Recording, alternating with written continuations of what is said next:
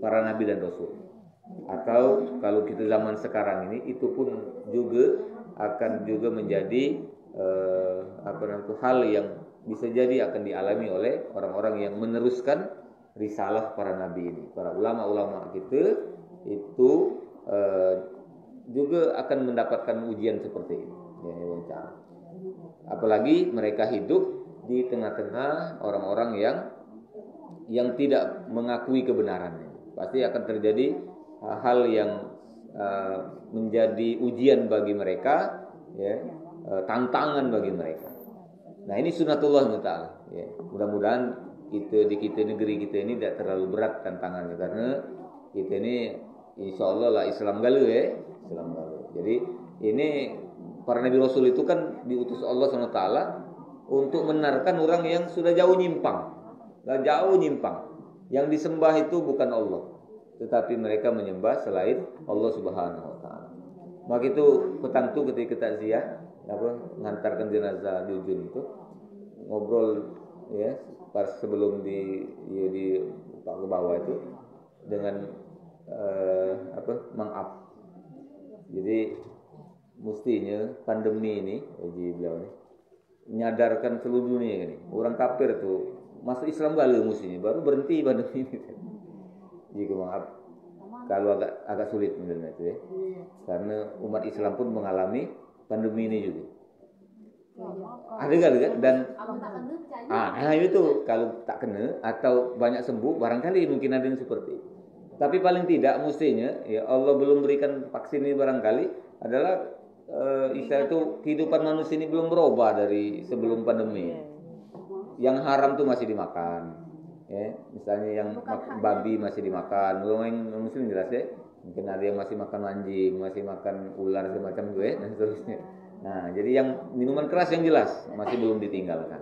Nah, paling tidak kita berharap itu ada seruan bahwa pandemi ini minimal kalau umat Islam harus menyadarkan kita bahwa barangkali ini adalah bagian dari peringatan dari Allah yang mungkin selama ini kita sudah agak jauh dari agama misalnya, ya seperti itu.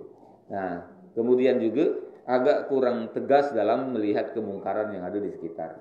Jadi kemudian Allah berikan pandemi ini sehingga dengan orang yang dengan kena penyakit tadi aja kan, yang tadinya ke diskotik aja urungan kan, kira-kira model itu. Selama ini kira-kira tak tercegah yang model itu.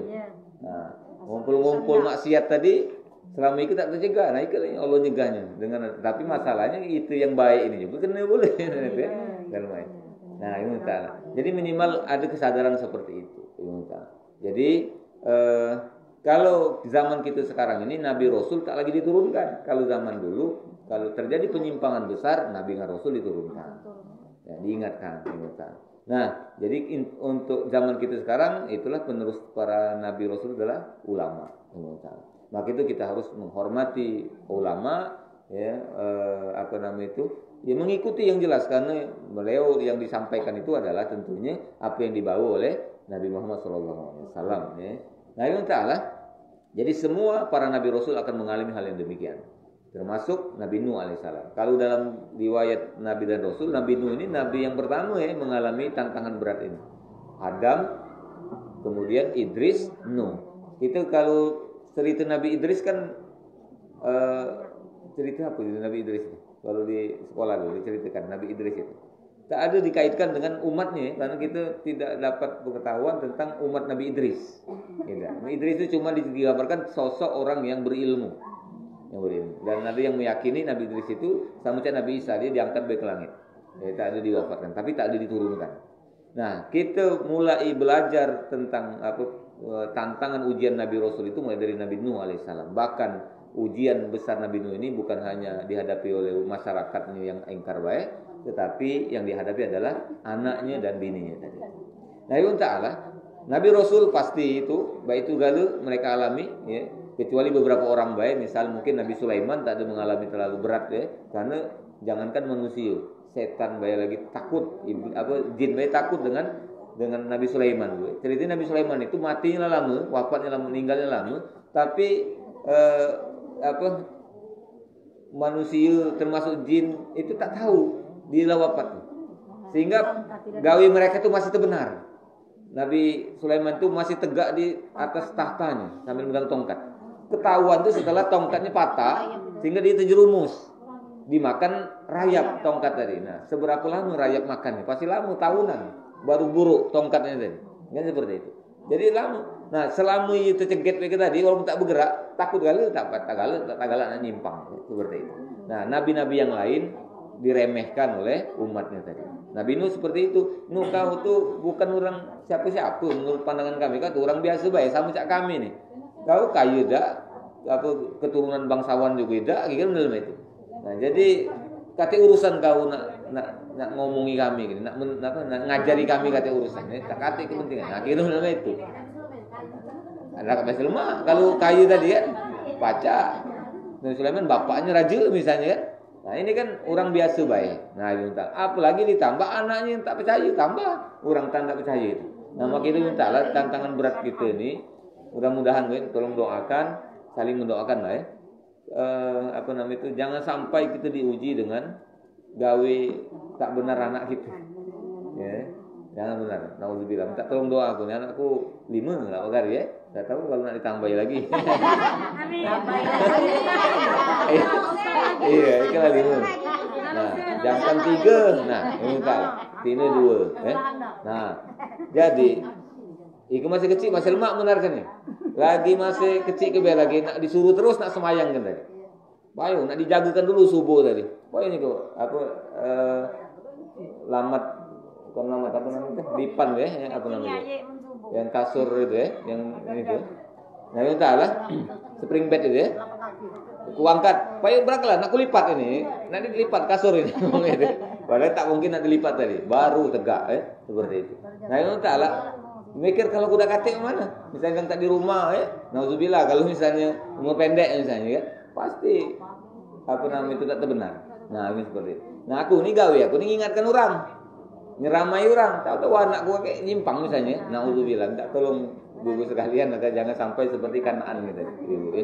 Nah, maka itu penting bagi kita untuk menjaga ini biar jangan berat gini ujian anak tadi. Kita beri dia pendidikan agama itu tadi. Sehingga dia mengerti, beriman, soleh, soleha, ya, dan Allah berjanji Ta'ala kalau orang soleh itu akan dijaganya.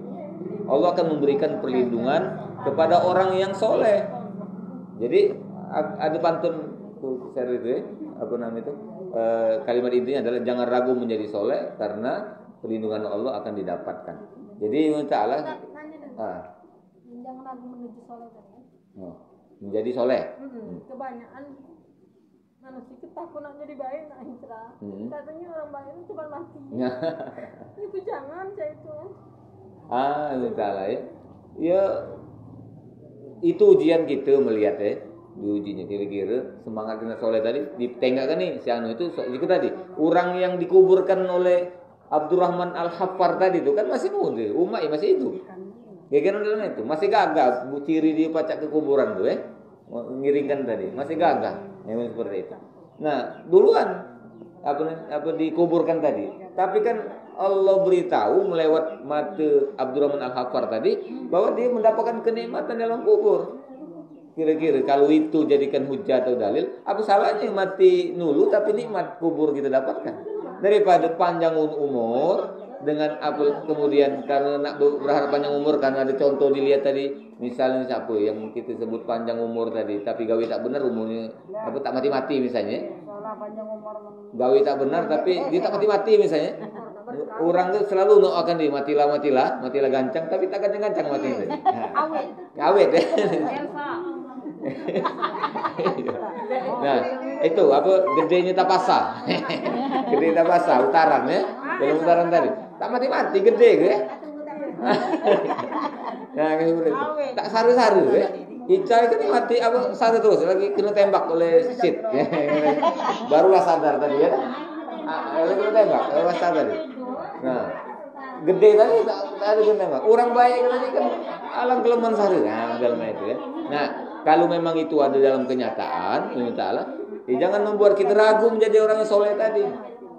Allah akan berikan kita perlindungan. Kalau baik, mudah-mudahan dengan soleh tadi kita ini termasuk orang yang ditakdirkan Allah umur panjang, umur kita panjang. Nah, dia seperti itu. Nah, jadi dan banyak ceritanya orang yang panjang. Nabi Nuh yang kita omongkan tadi kan 1000 tahun umurnya. 950 tahun gawe dia untuk berdakwah, belum lagi masa kanak-kanak dia sebelum dia jadi nabi. Lebih kurang umurnya 1000 tahun. Dia soleh kan? Nabi Musa itu 500-an tahun umurnya itu. Panjang usia beliau tadi. Soleh kan dia tadi. Lebih panjang usia Musa daripada Fir'aun. Fir'aun kan pendek umurnya kan dibandingkan Nabi Musa alaihissalam tadi. Nah, jadi jangan ragu lah. Banyak yang jahat cepat mati itu. Banyak yang jahat cepat mati itu banyak. Ya.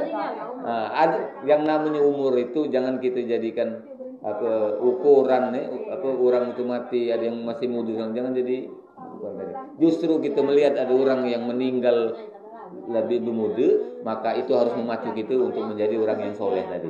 Siapa tahu umur kita pendek orang itu misalnya.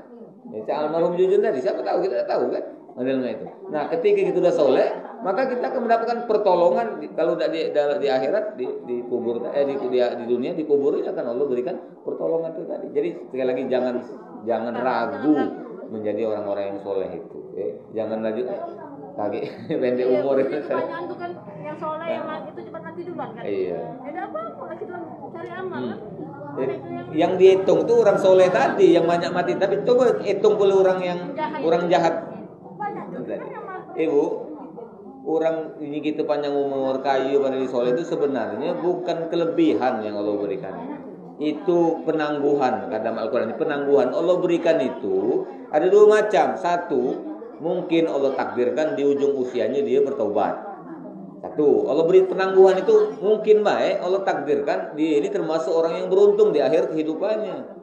Ya, ada dalam hadis Nabi itu ada orang yang beramal surga, ya, dan saking hebatnya amal surga tadi sampai-sampai Rasul mengatakan jarak antara ia dengan surga waktu itu adalah pendek, dekat, tidak ada jarak, illa zira'un, kecuali sejengkal. Sejengkal itu sehasta, kecuali sehasta. Sehasta itu dari ujung ini ke ini. Parah namanya. Kapan tinggal melangkah ini masuk surga. Tapi berlakulah ketetapan Allah kepadanya, lalu dia mengamalkan amalan ahli neraka, lalu dia mati pada saat itu, maka dia masuk neraka. Ada pula orang yang melaksanakan amal ahli neraka, sampai jarak dia dengan neraka itu sehasta, illa zira'un. Ya, tetapi berlakulah ketetapan Allah kepadanya, dia mendapat hidayah, lalu dia berlakukan amal surga dan dia masuk surga. Nah, jadi kemungkinan seperti itu. Orang yang diberi panjang umur tadi karena dia jahat tadi, Allah berikan penangguhan. Nah, yang kita lenggak panjang umur tadi, mungkin orang tercatat sebagai orang yang diberi penangguhan agar Allah nanti di ujungnya beri hidayah. Apakah kita bakal seperti itu? Apakah kita dengan jahat baik ke? Uji dulu ada istilah mana ni? Ke masjid tu kaki lah umur 40 tahun baru nak ke masjid misalnya deh. Apakah kita nyamin kita ini masih hidup pada saat umur 40 tahun atau lebih? Tak kata yang jamin itu ya.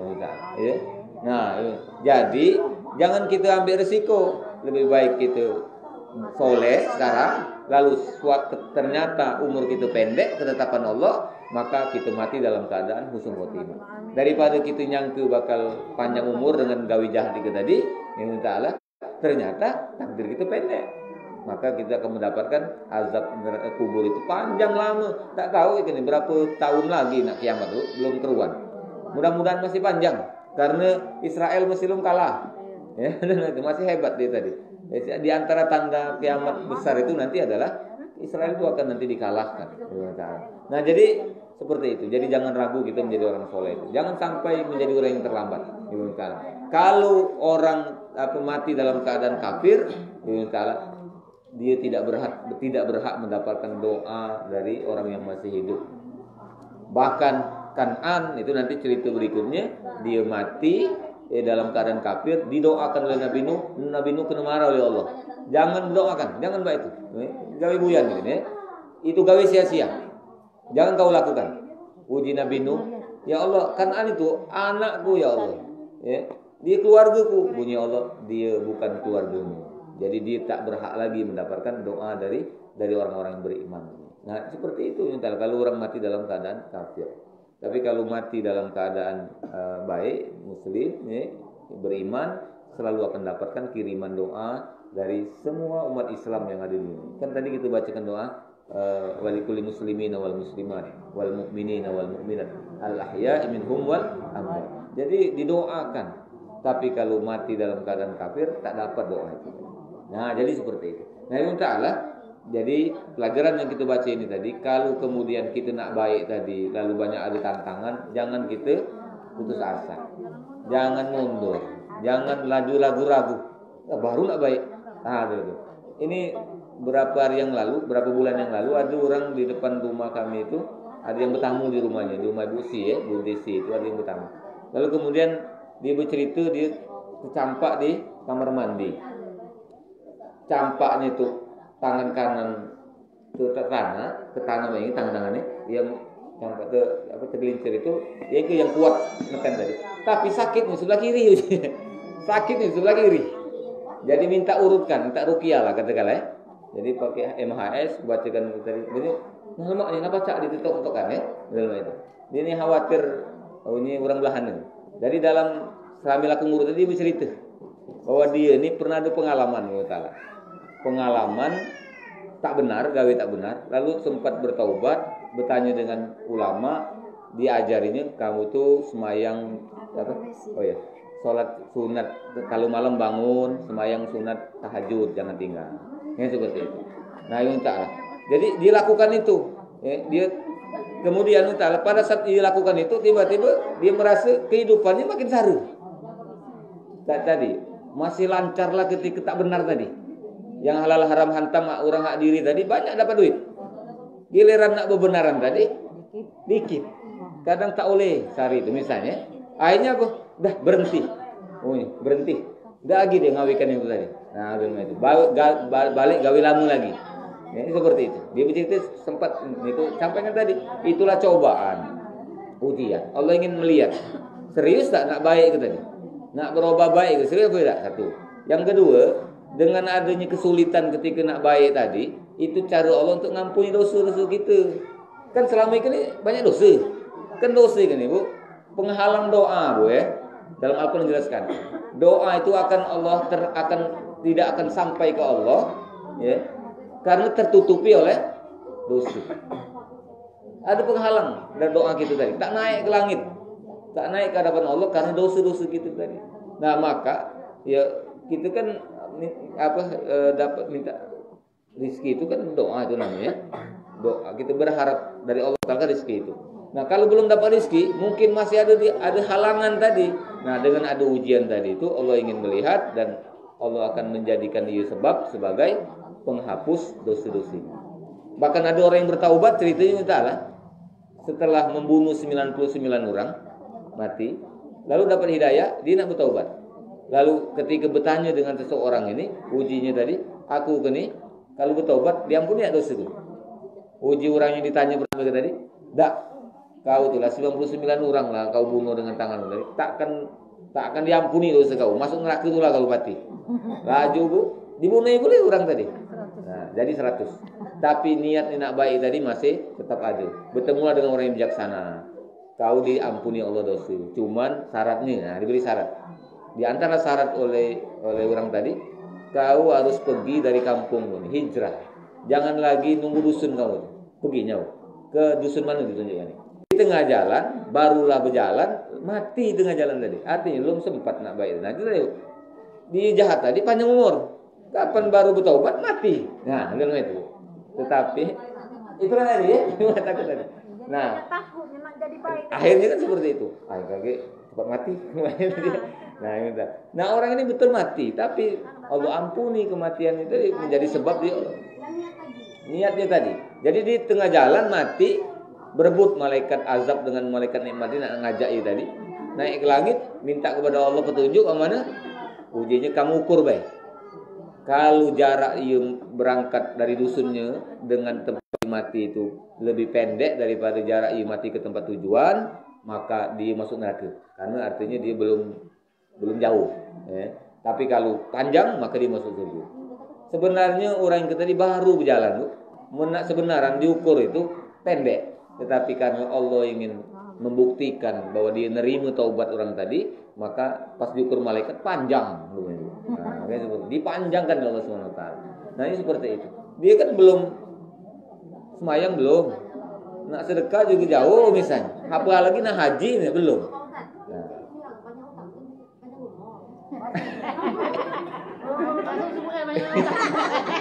Iya. Jadi berutang terus ya, agar umurnya panjang. Tak tahu panjang umur tapi dirutui oleh orang yang ngutangin tadi. Nah, tumpuk-tumpuk dosanya tadi. Jangan ya. Nah, terlalu jangan ya. Dari petang tuh itulah ditanya oleh pengajian Uni 8 itu tentang hukum minjam di bank. Ya jadi, tapi kalau pacak jauhi minjam itu. Ya, ilmu hidup tanpa utang daripada ini. Tapi kadang-kadang tak berutang tak semangat nak cari duit. Ya. Berutang tuh halal utang. Tuan utang. Ya pikirlah kalau memang butuh. Itu aja nih. Kalau misalnya untuk konsumtif sebaiknya ditahankan, sabar. Insya Allah cukup. Ya, rezeki itu Allah kan cukup untuk kita pakai seorang ini. Tapi kalau ada rencana untuk diproduktif, minjam untuk diusahakan, menjadi modal usaha, nah bolehlah kita minjam tadi. Kan pasti orang minjami, apalagi balik ke bank itu kan ada kelebihan yang harus kita kembalikan untuk upah jeri mereka kalau kita sebut riba ya, nah seperti itu tadi. Nah jadi mintalah sekali lagi. Jangan ragu lah, jangan sampai kita ragu-ragu perbuatan baik ini insya Allah. Kalaupun umur kita pendek, insya Allah kita akan mendapatkan kelemahan nanti di akhirat. Jangan kita ragu, jangan ragukan. Ya. Jangan sampai, na'udzubillah umur panjang tapi gawe cak tahun misalnya diaruh orang terus. Ya, umur panjang, tapi lemak umur pendek tapi selalu didoakan oleh orang. Ya, selalu diomongkan orang baik. Maka itu doa Nabi Ibrahim mari kita hafalkan. Ini sudah kita sampaikan. Rabbi habli hukma, Rabbi habli hukma walhikni bisolihin waj'alni lisana sidqin fil akhirin waj'alni min warasati jannatil naim. Jadi ya Tuhanku karuniakan aku hukma. Rabbi habli hukma ya Allah karuniakan kepadaku ilmu yang bermanfaat hikmah. Wal hikni bisolihin, ya Allah ladaskan aku bergaul dengan orang-orang soleh. Kemudian waj'alli lisana sidqin fil akhirin, ya Allah jadikanlah bagiku aku ini sepeninggalku aku diomongkan orang baik, menjadi buah bibir yang baik setelah aku meninggal. Waj'alni min warasati jannatin naim, ya Allah jadikan aku sebagai orang yang mewarisi surga yang penuh dengan kenikmatan. Jadi kita minta seperti itu, kita wafat diomongkan orang baik, jadi buah bibir yang baik, bukan si anu itu ya gaulnya sehari-hari tak benar, dan itu dikenangkan orang yang jahat tadi itu dan seterusnya tak lemak itu. Baik itu orang ngomongkan pasti ada seharinya orang itu tadi. Itulah hukuman seperti Fir'aun itu. Baik itu kita omongkan pasti lebih berat hukuman yang Allah berikan kepada dia di alam kubur. Mudah-mudahan Allah selalu berikan kita hidayah, bimbingan, semangat untuk selalu menjadi orang-orang yang untuk meningkatkan kualitas diri kita, belajar, menuntut ilmu, dan kita disabarkan oleh Allah SWT dalam kebaikan ini, dan juga sabar dalam berusaha untuk menopang, menunjang, memfasilitasi anak-anak kita agar mereka mendapatkan ilmu agama sehingga hidupnya di dunia ke depan dan di akhirat juga lemak. Kalau ia soleh-soleha, walaupun kita dalam hati, kita akan dapatkan kebaikan dari mereka. Insya Allah, yakin. Kalau masalah dunia, harta segala macam, jangan kita hiraukan. Bukan berarti lagi tak bergawi, bukan maksud aku laju milih nak buat jahat tadi oleh nak ngejar dunia tadi. Dunia ini walaupun banyak, tinggalkan. Mohon maaf jujur tuh katakan orang kaya nah, wafat ini tak mau apa-apa. Mau kain kapan itu pun tak lama buruk pastinya seperti itu. Jadi yang hartanya kan jadi waris anaknya kali atau istrinya atau keluarganya. Nama itu juga seluruh kita gini. Sekayu-kayu orang kapan mati tinggal kali yang kayu itu. Amal itulah seberapa banyak harta kita yang banyak di dunia ini kita transfer, kita konversikan, kita ubah jadi pahala. Itu yang kita bawa balik. Ilmu, setinggi orang ilmu kalau dia meninggal. Sekarang tinggal seberapa banyak ilmu yang kita miliki ini kita ubah menjadi pahala. Kita bagi untuk kebaikan dan sebagainya. Itu yang akan kita bawa sampai ke alam kubur. Mudah-mudahan Allah berikan sekali lagi hidayah kepada kita dan ampuni segala dosa-dosa kita. Allahumma rahamna bil Qur'an waj'alhu lana imaman wa nura wa hudan wa rahmah. Allahumma dzakkirna minhu ma nasina wa 'allimna minhu ma jahilna warzuqna tilawatahu ana al-laili wa atrafan nahar waj'alhu lana hujjatai ya rabbal alamin. Amin. Subhanallahi wa bihamdika asyhadu an la ilaha illa anta astaghfiruka wa atubu ilaik. Assalamualaikum warahmatullahi wabarakatuh.